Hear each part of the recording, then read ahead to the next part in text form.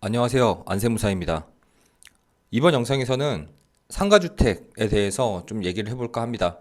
그 중에서도 상가주택 팔았을 때 양도소득세 어떻게 계산되는지 계산 방법 한번 살펴보고요.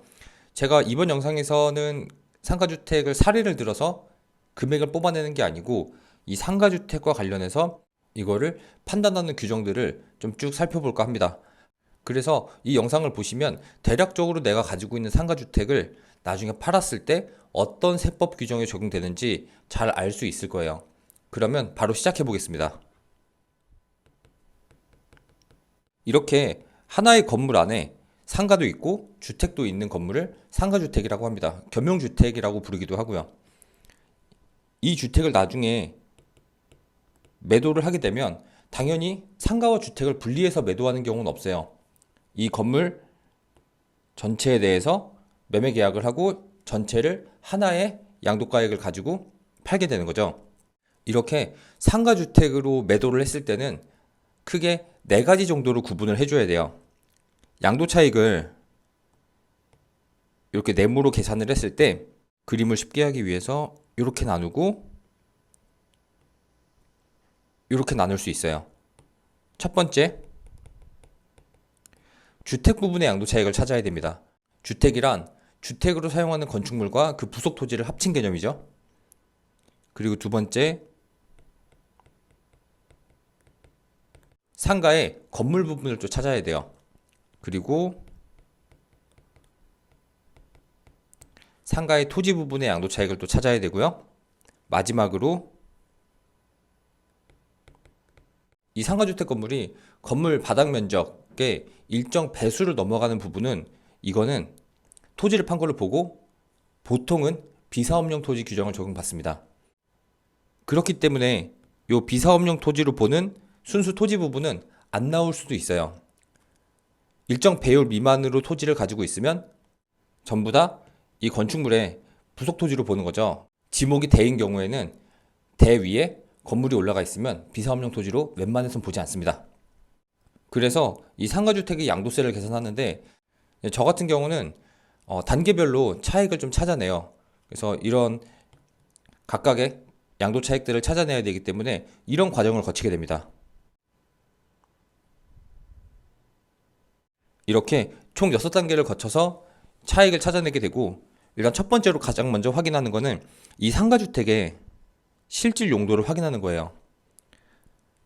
상가주택이라고 하면 공부상의 상가주택이 아니고 실제로 상가로 쓰고 있는 부분과 사람이 거주했던 주택으로 쓰는 부분을 찾아내야 되는 겁니다. 그렇게 해서 이 상가주택의 실질 용도를 찾아내고, 두 번째로 판단하는 것은 부수토지예요. 이 건축물의 부수토지로 인정되는 부분은 지역마다 다르긴 한데 각 지역별로 3배, 5배,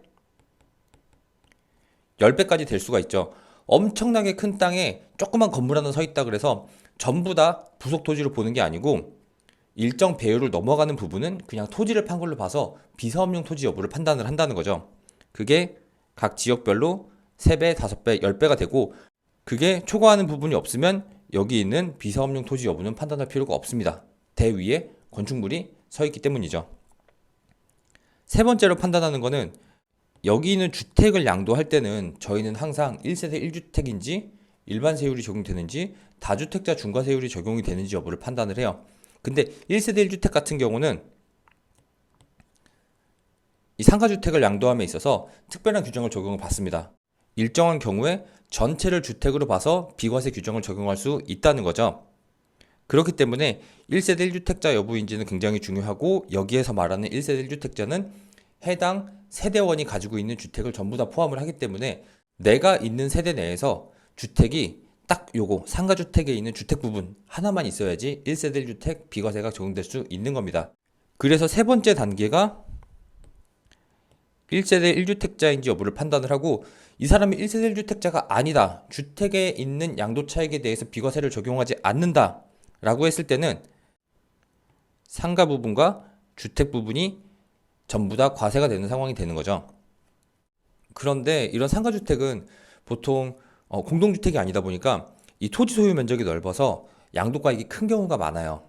그렇기 때문에 보통은 내가 가지고 있는 주택들을 다 처분을 하고 마지막에 팔아서 1세대 1주택 비과세를 받는 경우가 굉장히 많습니다. 이 상가주택의 주택 부분에 대해서 1세대 1주택이 적용이 될 때 과연 양도가액이 12억 원 초과인지 여부를 다시 한번 판단을 하게 되죠. 매매계약서는 한 장이라고 말씀드렸어요. 요거 상가주택 팔 때 상가 부분 따로 떼서 팔고 주택 부분 따로 떼서 파는 경우 거의 없다고 말씀드렸습니다. 그래서 이거 전체 양도가액이 12억 원 초과인지 여부를 판단을 해야 돼요. 이게 과거에는 주택 부분이 상가 부분보다 컸다면 금액에 관계없이 전체 양도 차익에 대해서 비과세를 적용을 했었습니다. 근데 이게 몇 년 안 됐어요. 1년인지 2년인지 밖에 안 됐는데 앞으로는 12억 원 초과되는 상가주택에 대해서는 주택 부분이 덜 넓더라도 전체를 비과세하지 않고 무조건 안분한다. 상가 부분 찾아서 상가 부분 양도 차익에 대해서는 양도세를 신고하고 납부를 해야 됩니다. 다섯 번째인데, 그렇다면 양도가액이 12억 원 초과라면 무조건 주택 부분이 넓더라도 상가 부분 찾아내서 양도 차익에 대해서 양도세를 신고하고 납부를 하는 건 알겠는데, 양도가액이 12억 원 이하인 경우에는 어떻습니까? 라고 물어본다면 종전의 규정을 적용받는 거죠. 실질적으로 주택으로 사용하는 면적과 상가로 사용하는 면적을 찾아내서 보통 이제 공부상 같겠죠. 뭐 특별히 공부상에 나타나지 않는 실질적으로 사용하는 면적이 있지 않는 이상 공부상 최초에 설계된 그대로 용도대로 사용을 했을 거예요.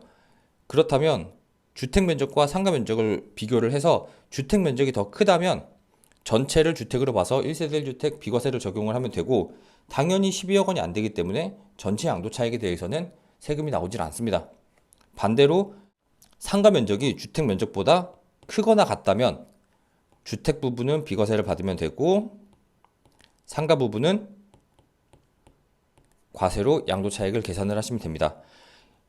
마지막으로, 사실 이 부분은 이 영상에서 다 다룰 수는 없는데 이 취득가액을 찾아야 돼요. 이 취득가액 같은 경우는 실질 취득가액이 있으면 실질 취득가액으로 양도 차익을 계산하면 되는데, 조금 오래된 상가주택 같은 경우 굉장히 오래전에 부모님으로부터 토지를 상속 또는 증여를 받아서 내가 한 20년 전, 30년 전에 지었던 상가주택 같은 경우는 요 취득가액 찾기가 쉽지가 않습니다. 그랬을 때는 매매사례가액, 감정가액, 환산가액, 기준시가 등을 사용을 하게 되는데, 실무적으로 상가주택은 매매사례가액은 없어요.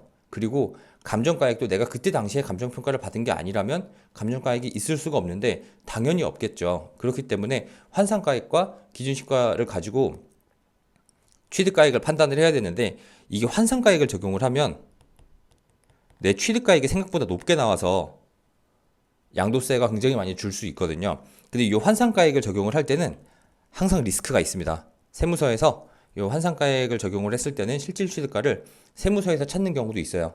그래서 요거 취득했던 금액은 아무리 20년 전, 30년 전이라고 하더라도 내가 직접 지었으면은 대략적으로는 알아요. 그래서 그 금액이랑 환산 금액이랑 기준시가 등을 여러 가지를 비교를 해보고 양도 차익을 찾아서 신고하고 납부하면 됩니다.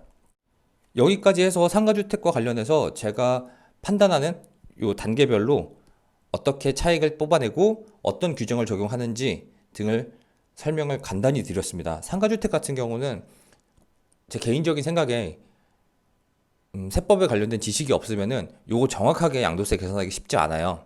그리고 말씀드렸듯이 요 취득가액을 결정하는 부분이 생각보다 논리가 어렵고 찾아내기가 어렵기 때문에 아무리 노력을 해서 양도 차익을 계산을 하고 양도세를 신고하고 납부하더라도 약간씩은 오류가 있을 수밖에 없습니다. 이런 부분들은 세무 대리인의 도움을 받아서 양도세를 신고하고 납부하시고 관련된 세무 리스크 등에 대해서 설명을 충분히 들으시면 훨씬 더 안전한 양도세 신고가 될 수 있을 겁니다.